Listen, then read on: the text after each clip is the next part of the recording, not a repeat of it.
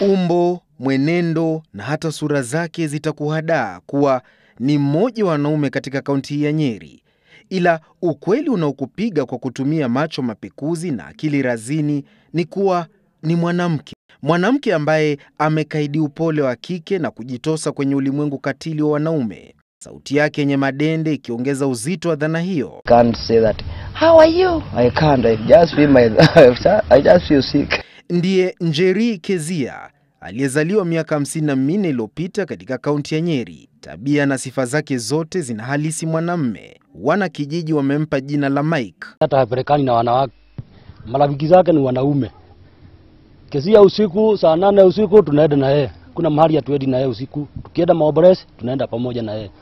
Kwa hivyo yeye anakaa mwanaume, hata kama ni mwanamke yeye ni mwanaume. Utampata kwenye vyumba vya burudani akitabaradi. Mraibu wa sigara sana. Katika uhai wake, Njeri ameishi kama mwanamume licha kujaliwa mtoto wa kike aliye na umri wa miaka 35 na ameolewa. Ni tabia anayoafiki kuwa mamake aliipalilia na hata kuikuza alipokuwa mwanafunzi katika shule ya upili ya Mount Kenya. I decided not to be wearing skirts from school.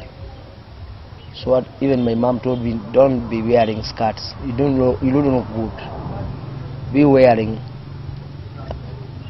trousers, and my mom had to buy me a lot of trousers. Kezia anakiri mwenyewe kuwa chembe za mapenzi hazijawahi kuota tangu atengane na mpenzi wake.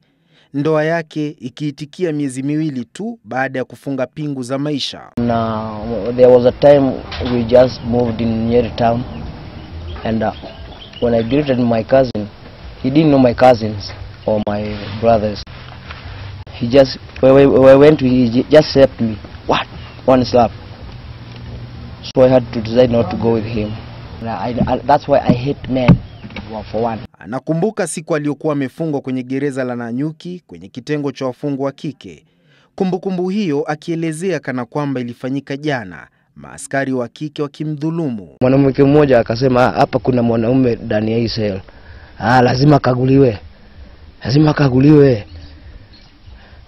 Uraibu wake ni mchezo wa karate, mchezo ambao huwashinda hata wanaume wakati mwingine. Maisha yake yakisalia kama usiku wenye kiza kwa wenyeji hapa. Kazi yoyote, kujenga, kulima, kumomoa shoo, hata kujenga na mawe. Kimaliza kazi jioni tunapatana tunakunywa.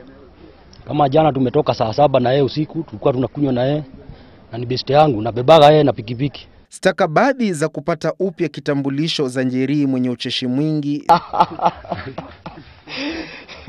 zimekuwa zikikusanya vumbi kwenye idara ya usajili ya Naromoru tangu mwaka 2011 kutokana na ugumu wa kutegua jinsi yake. Njeri alihudumu kwenye wizara ya ujenzi kabla ya kustaafu mwaka 2014, sasa akizumbua riziki kwa vibarua vya hapa na pale. Shisia Wasilwa, Citizen Nipashe.